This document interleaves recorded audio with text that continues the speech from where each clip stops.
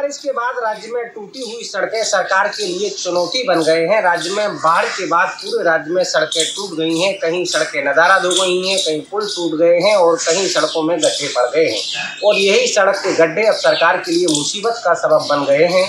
राज्य सरकार के अपने खुद की पार्टी के विधायक उनके खिलाफ मोर्चा खोल रहे हैं। सूरत में भारतीय जनता पार्टी के विधायक कुमार खानानी ने सूरत को गड्ढा मुक्त बनाने के लिए अपनी सरकार के खिलाफ ही मोर्चा खोल दिया। और जब अपनी ही पार्टी के विधायक सरकार के खिलाफ मोर्चा खोल रहे हो तो भला विपक्ष इसमें कैसे पीछे रह सकता है।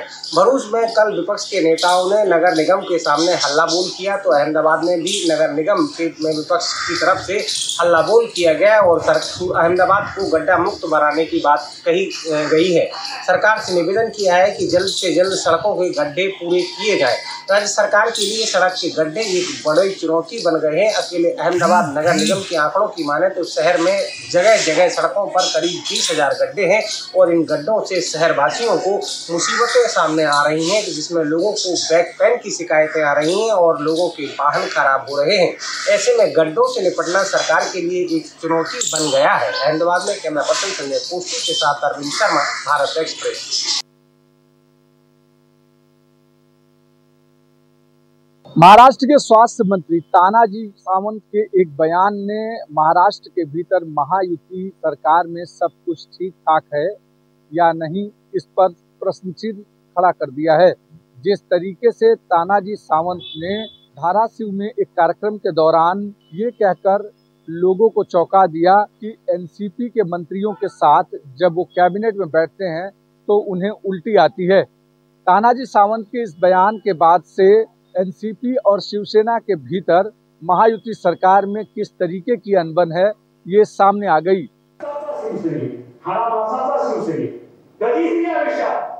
काँग्रेस आणि राष्ट्रवादीचं मत जमले शिकत असल्यापासून आजपर्यंत की वास्तव जसं एनर्जी म्हणतो एक गुढी खाली उलट्यावर चालवतात ती अवस्था आहे। कारण ते विचार परिपूर्ण भिडलेले आहेत अंगामध्ये, त्याच्यामुळे ते शक्य आहे।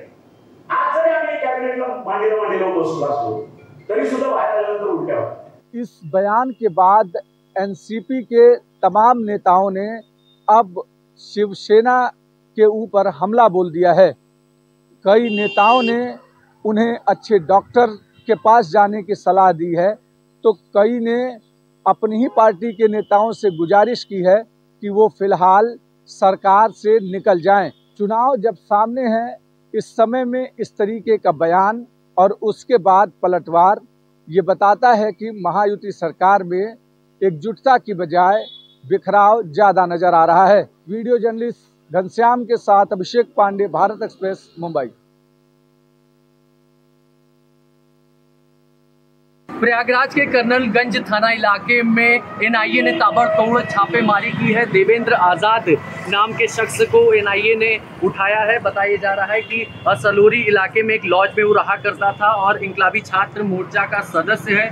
देश विरोधी गतिविधियों में वो शामिल था। अर्बन नक्सल फंडिंग का आरोप सीधे तौर पर लग रहा है। एनआईए लगातार यूपी और अलग अलग राज्यों में छापेमारी भी कर रही है। बड़ी बात यह है कि प्रयागराज से सुबह 5 बजे लोकल पुलिस के साथ मिलकर के एनआईए ने छापेमारी की और देवेंद्र आज़ाद को हिरासत में लिया है। पूछताछ की जा रही है। लगातार एनआईए इसी कड़ी में छापेमारी कर रही है। पिछले साल सितंबर में भी शिवकुटी थाने इलाके से एक व्यक्ति को उठाया गया था। सीमा आज़ाद महिला थी जिसको उठाया गया था, उस पर भी अर्बन नक्सली होने का आरोप लगा था। फिलहाल अभी एनआईए लगातार पूछताछ कर रही है। तमाम जो इलेक्ट्रॉनिक गैजेट्स मिले हैं उनकी भी जांच की जा रही है और ये जानने की कोशिश की जा रही है कि आखिर किस तरह की गतिविधियों में ये देवेंद्र आज़ाद नाम का व्यक्ति सक्रिय था। वीडियो जर्नलिस्ट संजीव कुमार मिश्रा के साथ अभिषेक पांडे, भारत एक्सप्रेस, प्रयागराज। बेरोजगारी सहित तमाम सारे मुद्दों को लेकर आज युवा कांग्रेसी भोपाल की सड़कों पर जंगी प्रदर्शन के लिए उतरे और उन्होंने अपना जंगी प्रदर्शन किया और प्रदर्शन के द्वारा अपनी शक्ति को भी दिखाया है। युवा कांग्रेसियों ने प्रदेश भर से सैकड़ों की संख्या में युवा कांग्रेसी भोपाल पहुंचे और यहां पर रंग महल चौराहे पे एक सभा की और उस सभा के बाद वो सीएम हाउस जाना चाहते थे। सरकार से वादा निभाओ, यानी कि जो सरकार ने संकल्प पत्र में, यानी भारतीय जनता पार्टी ने जो संकल्प पत्र में वादा किया था 2.5 लाख नौकरी पर ईयर देने का, उस वादा निभाओ लेकर ये युवा क्रांति हल्ला बोल आंदोलन था जो युवा कांग्रेसी यहाँ पर एकत्र होकर कर रहे थे, मगर पुलिस ने बैरिकेटिंग लगाकर युवा कांग्रेसियों को रोक दिया और उनको तितर बितर करने के लिए वाटर कैनन और टीयर गैस का उपयोग किया गया। बड़ी संख्या में जो कांग्रेसी पहुंचे थे उनको गिरफ्तार कर लिया गया है और उस आंदोलन को तितर बितर करने के लिए भारी पुलिस फोर्स जो तैनात था, उस पुलिस फोर्स ने भी अपना शक्ति प्रदर्शन किया और बल प्रयोग कर कर कहीं ना कहीं युवा कांग्रेसियों को खदेड़ दिया है। और अब ये युवा कांग्रेसियों ने साफ कर दिया कि इस तरह से युवाओं के मुद्दों को लेकर वो सरकार के खिलाफ सड़कों पर आ सकती है। कैमरामैन मनीष के साथ भारत एक्सप्रेस के लिए भोपाल से अजय भटनागर।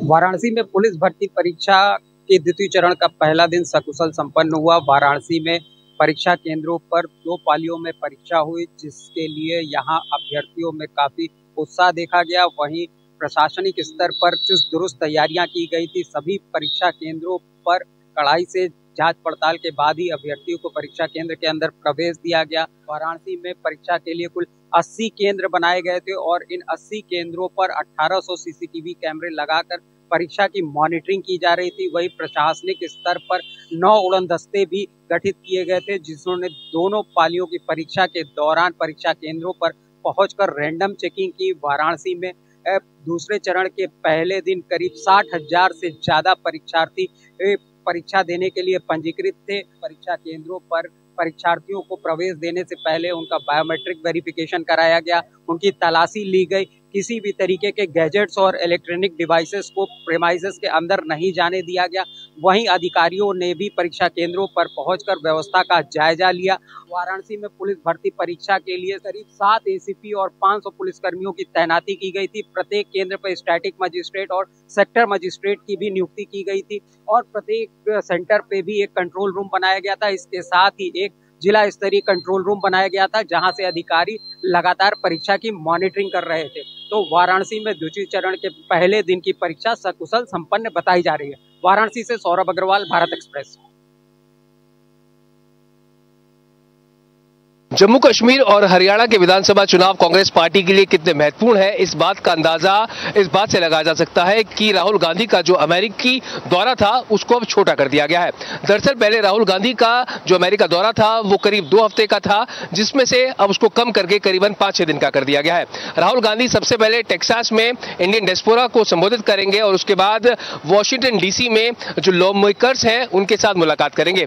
साथ ही साथ बताया जा रहा है कि जब तक राहुल गांधी विदेशी दौरे पर रहेंगे तब तक जो चुनावी कैंपेन की कमान है वो प्रियंका गांधी संभालेंगी और राहुल गांधी के लौटने के बाद सितंबर के दूसरे हफ्ते से दोनों राहुल गांधी और प्रियंका गांधी चुनावी कार्यक्रम में बिजी होंगे। और साथ ही साथ मल्लिकार्जुन खड़गे जो कि ये तीनों पार्टी के स्टार कैंपेनर्स हैं वो जम्मू कश्मीर और हरियाणा के अंदर चुनाव प्रचार करेंगे। कांग्रेस पार्टी काफी संजीदा बताई जा रही है इन विधानसभा चुनावों को लेकर, जिसका एक ताजा उदाहरण आप देख सकते हैं कि किस तरह से जो राहुल गांधी का अमेरिका दौरा है उसको छोटा कर दिया गया है। कैमरा पर्सन धर्मेंद्र के साथ प्रशांत यागी, भारत एक्सप्रेस, दिल्ली। बिहार के मुख्यमंत्री नीतीश कुमार को लेकर अपमानजनक टिप्पणी करने वाले एमएलसी सुनील कुमार की ओर से दायर याचिका पर सुप्रीम कोर्ट ने बिहार सरकार और विधानसभा सचिवालय को नोटिस जारी कर जवाब मांगा है। कोर्ट ने नोटिस का जवाब देने के लिए 4 हफ्ते का समय दिया है। सुनील सिंह ने सुप्रीम कोर्ट में याचिका दायर कर एमएलसी की सदस्यता रद्द करने के फैसले को चुनौती दी है और उन्होंने कहा है कि एमएलसी की सदस्यता कानून सम्मत रद्द नहीं की गई है, यह गलत है और दुर्भावनावश उनकी सदस्यता को रद्द किया गया है, लिहाजा सुप्रीम कोर्ट इस फैसले पर तुरंत रोक लगाए। कैमरा पर्सन धर्मेंद्र गौतम के साथ गोपाल कृष्ण। प्रधानमंत्री नरेंद्र मोदी ने महाराष्ट्र को सौगात देते हुए देश का सबसे बड़ा बंदरगाह का आज भूमि पूजन कर दिया। करीब 77,000 करोड़ की लागत से बाधवन बंदरगाह का आज प्रधानमंत्री ने भूमि पूजन किया है। इस बंदरगाह की खासियत ये है कि ये सभी मौसम में काम करेगा, साथ ही साथ यहाँ पर सबसे ज्यादा जहाजों का आवागमन हो सकता है। इसके साथ ही इस बंदरगाह की खासियत ये है कि देश का सबसे डीपेस्ट बंदरगाह होगा, यानी सबसे अधिक गहराई वाला बंदरगाह इसे माना जा रहा है। किसी भी जहाज को यहाँ पर रोका जा सकता है, क्योंकि इसकी गहराई 20 मीटर से ज़्यादा शुरुआती दौर में है। इसके साथ ही प्रधानमंत्री ने इससे जुड़े कई दूसरी परियोजनाओं का भी उद्घाटन कर महाराष्ट्र को हजारों करोड़ की सौगात दी है। इस दौरान प्रधानमंत्री ने आने वाले समय में विकसित भारत की भी रूपरेखा तैयार की है और ऐलान किया है कि आने वाले समय में देश में और ज़्यादा इस तरीके के विकसित चीज़ें लाई जाएंगी ताकि देश में रोजगार का विकास हो। वीडियो जर्नलिस्ट घनश्याम के साथ अभिषेक पांडे, भारत एक्सप्रेस, मुंबई। बहराइच के महसी तहसील में आदमखोर भेड़िया अभी भी जो अल्फा है, जो उस भेड़िया का सरगना है, ग्रुप का सरगना है, वो भी अभी पकड़ से दूर है। चालाकी के साथ वो लगातार लोकेशन चेंज कर रहा है। वन विभाग की टीम ने सिसैया गांव के जो नदी का इलाका है वहां पर पकड़ने के लिए पिंजड़े लगाए थे। 6 स्थानों पे पिंजड़े लगाए, लेकिन देर रात चेकिंग और सघन सर्च के द्वारा जब भेड़िए को पकड़ने की कोशिश की गई, लेकिन भेड़िया पकड़ में नहीं आया। बेहद ही चालाकी के साथ वो उन जंगलों में घूम रहा है जहां पर वन विभाग की टीम लगातार कॉम्बिंग करके पकड़ने की कोशिश कर रही है। हालांकि ये भी बताया जा रहा है कि भेड़िया बेहद चालाकी के साथ पिंजड़े के नज़दीक से निकलकर चला जा रहा है, लेकिन वो पकड़ में नहीं आ रहा है। अब वन विभाग की टीम ने, आला अधिकारियों ने अपनी रणनीति चेंज की है। माना जा रहा है कि आदमखोर भेड़िया, जो भेड़ियों को ग्रुप का, जिसमें से 4 अभी पकड़े गए हैं, लेकिन जो ग्रुप का प्रमुख है जिसका नाम अल्फा है, वो अभी गिरफ्त में नहीं आया है। वो लोकेशन लगातार चेंज कर रहा है। कल रात जहां पर ये पूरा पिंजड़ा लगाया गया था, वहां से इस आदमखोर अल्फा भेड़िए ने अपनी लोकेशन चेंज की है। अब जो नई लोकेशन है वो रायपुर है, और रायपुर जो पूरा नदी के किनारे का इलाका है, वहां पर नए सिरे से वन विभाग की टीम पिंजड़े लगा रही है। कैमरा सहयोगी योगेन के साथ मनमीत गुप्ता, भारत एक्सप्रेस, बहराइच। बीते एक पखवाड़े से तमाम तरह के उतार चढ़ाव और झंझावातों के बीच आखिरकार जेएमएम के कद्दावर नेता और झारखंड के पूर्व मुख्यमंत्री चंपई सोरेन आज बीजेपी के हो गए हैं। जैसा कि साफ तौर पर देख सकते हैं कि मंच पर भारतीय जनता पार्टी ने एक बड़ा मिलन समारोह का आयोजन किया है, अभिनंदन सम्मिलन समारोह। ये जो शाखा मैदान है, रांची का शाखा मैदान, इसका गवाह बना है। और मंच पर साफ तौर पर देख सकते हैं कि हिमंता बिस्वा शर्मा जी हैं, शिवराज सिंह चौहान जी हैं, बाबूलाल मरांडी जी हैं, उसके बाद चंपई सोरेन जी हैं, उसके बाद लक्ष्मीकांत वाजपेयी जी हैं, फिर अर्जुन मुंडा जी हैं, विद्युत बरन महतो, रक्षा राज्य मंत्री संजय सेठ जी हैं, और साथ ही तमाम जो कार्यकर्ताओं का जत्था है, कार्यकर्ताओं का हुजूम है। साफ तौर पर देखिए बाबूलाल मरांडी जो है वो पार्टी में शामिल कर रहे हैं, और पार्टी में उनको शामिल करते हुए दोनों के चेहरे पर जो मुस्कान का अंतर है वो साफ तौर पर देखा जा सकता है। और शिवराज सिंह चौहान है, अब वो पट्टा पहनाकर बीजेपी का स्वागत कर रहे हैं, हिमंता बिस्वा शर्मा स्वागत कर रहे हैं, और बीजेपी में उनका स्वागत जो है वो एक बड़े समारोह के रूप में हो रहा है। साफ तौर पर देख सकते हैं कि एक तरफ मंचस्थ तमाम नेता जो हैं, सीता सोरेन है, पूर्व मुख्यमंत्री मधु कोड़ा हैं, गीता कोड़ा हैं, अमर बावरी जो नेता प्रतिपक्ष है वो हैं, और तमाम बड़े नेताओं के बीच, तमाम बड़े नेताओं की अगुवाई और गवाही में, जो गवाही है वो इन कार्यकर्ताओं की भी है। धर्मेंद्र, आप दिखाइए कि किस तरह से कार्यकर्ताओं का जो सैलाब है वो यहाँ पर आया है, और ये बता रहा है कि ये कार्यक्रम जो है न सिर्फ बीजेपी के लिए बहुत महत्वपूर्ण है, बल्कि ये कार्यक्रम चंपई सोरेन और कोल्हान के उनके समर्थकों के लिए भी काफ़ी महत्वपूर्ण है। और इस महत्व को देखते हुए, जैसा कि तमाम लोगों ने पहले से ही कहा था कि झारखंड मुक्ति मोर्चा को कहीं न कहीं एक बड़ा झटका आज देने का काम बीजेपी ने किया है, तो अब इस कार्यक्रम के बाद जब चंपई सोरेन बीजेपी के हो गए, इसके बाद विधानसभा चुनाव में आखिर कोल्हान, कम से कम कोल्हान के स्तर पर उनका कितना दबदबा कायम रहता है, कितने कारगर वो साबित हो सकते हैं, और उन्हें विधानसभा के चुनाव में ये बताना होगा कि टाइगर जिंदा है। भारत एक्सप्रेस के लिए कैमरामैन धर्मेंद्र के साथ मधुकर आनंद, रांची। जम्मू कश्मीर में हो रहे विधानसभा चुनावों को लेकर राजनीतिक घटनाक्रम तेजी से बदल रहे हैं। अब जम्मू कश्मीर में एक दिग्गज नेता जो कभी कांग्रेस के एक बड़े प्रमुख नेता थे और जम्मू कश्मीर के पूर्व मुख्यमंत्री भी रह चुके हैं, गुलाम नबी आज़ाद ने कांग्रेस छोड़कर जब अपनी पार्टी डीपीएपी बनाई तो उसके बाद उसका प्रचार प्रसार लगातार जम्मू में चला और ऐसा लग रहा था कि आने वाले समय में जम्मू के विधानसभा चुनाव में लड़के कुछ सीटें जीत सकती है। अब गुलाम नबी आज़ाद ने अपनी ही पार्टी से किनारा कर लिया है। उनका कहना है कि उनका स्वास्थ्य ठीक नहीं चल रहा है, इस वजह से अब जो उनकी पार्टी से जो उम्मीदवार खड़े हो रहे हैं वो उनके लिए प्रचार नहीं कर पाएंगे। तो इस वजह से अगर कोई भी उम्मीदवार अपना नामांकन वापस लेना चाहता है तो वो स्वतंत्र है और अपना नामांकन वापस ले सकता है। अब ये जो घटनाक्रम है एक नया रोचक मोड़ लेके आया है कि यानी कि अब जो वोट गुलाम नबी आज़ाद की डीपीएपी पार्टी को पड़ने थे वो अब राजनीतिक समीकरण बिगाड़ सकते हैं।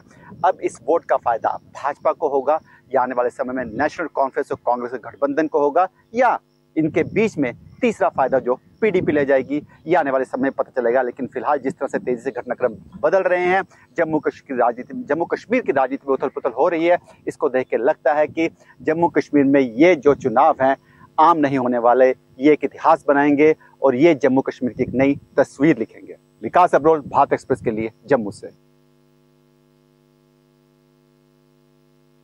वाराणसी में मंकी पॉक्स को लेकर स्वास्थ्य विभाग अलर्ट मोड पर है। इसको लेकर सीएमओ ने एक टीम के साथ एयरपोर्ट अथॉरिटी से बैठक की। बैठक में यह तय किया गया कि एयरपोर्ट पर 24 घंटे स्वास्थ्य विभाग की एक टीम मौजूद रहेगी जो बाहर देशों से आने वाले लोगों की स्क्रीनिंग करेगी और इसके साथ ही संदिग्ध पाए जाने वाले लोगों का लगातार सैंपल लिया जाएगा और वो लखनऊ भेजा जाएगा। इसके साथ साथ वाराणसी में तमाम एंट्री पॉइंट्स पर भी जांच पड़ताल की जाएगी और संदिग्धों के सैंपल कलेक्ट किए जाएंगे। वहीं स्वास्थ्य विभाग का दावा है कि हम पूरी तरह से मंकी पॉक्स को लेकर तैयार हैं और अगर कोई संदिग्ध मिलता है तो उसके जांच के साथ ही उसको आइसोलेट करने की भी मुकम्मल व्यवस्था कर ली गई है। इसके साथ ही सीएमओ संदीप चौधरी ने काशीवासियों से अपील की और उन्होंने कहा कि अगर उनकी जानकारी में कोई भी मंकी पॉक्स का संदिग्ध मिलता है या फिर किसी को ऐसा लगता है कि वो मंकी पॉक्स के गिरफ्त में है या उसे मंकी पॉक्स के लक्षण दिखाई दे रहे हैं तो वो स्वास्थ्य विभाग द्वारा जारी हेल्पलाइन नंबरों से संपर्क कर सकता है। कैमरा पर्सन अभिनव के साथ राहुल पांडे, भारत एक्सप्रेस, वाराणसी। आमतौर पे मरीजों के परिजन और डॉक्टर के बीच में मारपीट के किस्से सामने आते हैं, लेकिन आज एमवा अस्पताल में डॉक्टर और नर्स के बीच में गाली गलौच और मारपीट की शिकायत सामने आई है। दरअसल एमवा अस्पताल के ऑपरेशन थिएटर में किसी सैंपल को लेकर डॉक्टर ने नर्स के साथ गाली गलौच की और मारपीट का भी आरोप है। अस्पताल प्रबंधन ने पूरे मामले के लिए एक जांच कमेटी बनाई है। जांच कमेटी रिपोर्ट पेश करेगी, उसके आधार पर कार्रवाई की जाएगी। उधर नर्सिंग एसोसिएशन का कहना है कि डॉक्टर अक्सर उनके साथ इस तरह की अभद्रता करते रहते हैं और इसकी शिकायत वे पुलिस में भी करेंगे और मौका आने पर हड़ताल भी करेंगे। अब देखना है कि नर्स और डॉक्टर आगे किस तरह का कदम उठाते हैं। कैमरामैन इमरान खान के साथ जय व्यास, भारत एक्सप्रेस, इंदौर। गणेश उत्सव बस कुछ ही दिन दूर है। ऐसे में अब बीएमसी की तरफ से भी तैयारियां शुरू हो चुकी हैं। बीएमसी की तरफ से अलग अलग जगहों पर आर्टिफिशियल तालाब बनाया जा रहा है जिससे समुद्र के पानी को प्रदूषित होने से बचाया जा सके। इस बार 208 तालाब बीएमसी की तरफ से बनाया जाएगा और जिस इलाके के रहवासी हैं वो उसी आर्टिफिशियल तालाब में जाकर गणपति बप्पा को विसर्जित करेंगे। गोरेगांव में भी तालाब को बनाने का जो काम है वो जारी है। इसके साथ ही अंधेरी, कांदीवली, मलाड, गोरेगांव सभी जगहों पर लगातार बीएमसी की तरफ से बड़े बड़े आर्टिफिशियल पॉन्ड बनाए जा रहे हैं और एक हफ्ते के अंदर ही ये सारे पॉन्ड बनकर तैयार हो जाएंगे। तो ऐसे में कह सकते हैं कि बीएमसी भी सतर्क है। महा उत्सव है ये महाराष्ट्र का, इसको लेकर जो तैयारियां हैं वो की जा रही हैं। कैमरामैन घनश्याम के साथ में आंचल तिवारी, भारत एक्सप्रेस। बुलडोजर की कार्रवाई पर तुरंत रोक लगाने की मांग को लेकर दायर याचिका पर सुप्रीम कोर्ट सुनवाई को तैयार हो गया है। यह याचिका जमीयते उलमाए हिंद की ओर से दायर की गई है, जिस पर कोर्ट 2 सितंबर को सुनवाई करेगा। याचिका में कहा गया है कि उत्तर प्रदेश, मध्य प्रदेश और राजस्थान सरकार लगातार उन लोगों को टारगेट कर रही है जो एक विशेष समुदाय से हैं और थोड़ी सी गलती के बाद सिर्फ उन्हीं लोगों को घरों को बुलडोजर के जरिए ढहा जा रहा है। उनको कानूनी सलाह लेने का मौका तक नहीं दिया जा रहा है। एक पक्षीय कार्रवाई राज्य सरकार कर रही है, लिहाजा इस पर तुरंत सुप्रीम कोर्ट रोक लगाए, जिसके बाद कोर्ट ने तय किया कि 2 सितंबर को इस मामले में सुनवाई होगी। आपको बता दें कि इससे पहले भी बुलडोजर को लेकर कई याचिकाएं सुप्रीम कोर्ट में दायर की गई थी, जिन याचिकाओं पर सुनवाई के बाद सुप्रीम कोर्ट ने दिल्ली के जहांगीरपुरी में बुलडोजर की कार्रवाई पर रोक लगा दिया था। उसी मामले में यह IA दाखिल की गई है। अब देखना होगा जब 2 सितंबर को कोर्ट इस मामले में सुनवाई करेगा तो सुनवाई के बाद क्या कुछ आदेश देता है। भारत एक्सप्रेस के लिए कैमरा पर्सन धर्मेंद्र गौतम के साथ गोपाल कृष्ण। उत्तराखंड में निकाय चुनावों को लेकर जमकर राजनीति हो रही है। दरअसल प्रदेश में निकाय चुनावों का कार्यकाल 2 दिसंबर 2023 को खत्म हो गया है और सरकार प्रदेश में निकाय चुनाव कब कराएगी, इसका जवाब सरकार के पास नहीं है। ऐसे में विपक्ष लगातार सरकार पर हमलावर है, क्योंकि जनहित याचिका जो हाईकोर्ट नैनीताल में चल रही है उसमें सरकार ने निकाय चुनाव कराने के लिए 25 अक्टूबर तक का समय मांगा था। एक तरफ विपक्ष के हमले और दूसरी तरफ हाईकोर्ट के दबाव के चलते सरकार की पूरी कोशिश है कि 25 अक्टूबर तक निकाय चुनाव करा लिए जाएं। लेकिन मानसून सत्र में निकाय संशोधन विधेयक प्रवर समिति को भेजा गया था, जिसे अपनी रिपोर्ट 1 महीने में सौंपनी है। जाहिर है इस प्रक्रिया में समय लगेगा और इस बात की संभावना कम है कि 25 अक्टूबर तक सरकार चुनाव करा पाए। देहरादून से अभिषेक कुमार, भारत एक्सप्रेस।